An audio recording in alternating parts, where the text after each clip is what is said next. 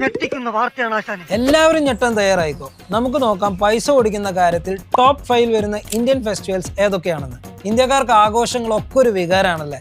അതിനുവേണ്ടി ഓരോ വർഷം ചെലവാക്കുന്ന തുക കോടികളാണ്. നമ്പർ 1 ദീപാവലി. ഏകദേശം 25,000 കോടി രൂപയാണ് ഓരോ വർഷം ആഘോഷങ്ങൾക്ക് വേണ്ടി ചെലവാക്കുന്നത്. And number 2 Ganesh Chaturthi. 20,000 കോടി രൂപയാണ് ഏകദേശ ചെലവ്. And number 3 Durga Puja. ഒട്ടും പുറകിലല്ല, 15,000 കോടി രൂപയാണ് ചെലവ്.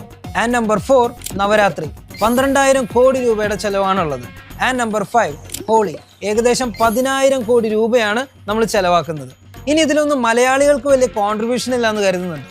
ഓക്കെ, അങ്ങനെ കരുതാൻ വരട്ടെ. കാരണം നമ്മുടെ ഓണം വരുന്നത് ഈ ലിസ്റ്റിൽ 14ാമതാണ്.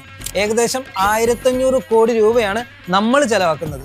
ഇതുകൂടാതെ 8,000 കോടി രൂപയുമായി 6ാം സ്ഥാനത്ത് ഈദുൽ ഫിത്തറും 6,000 കോടി രൂപയുമായി 7ാം സ്ഥാനത്ത്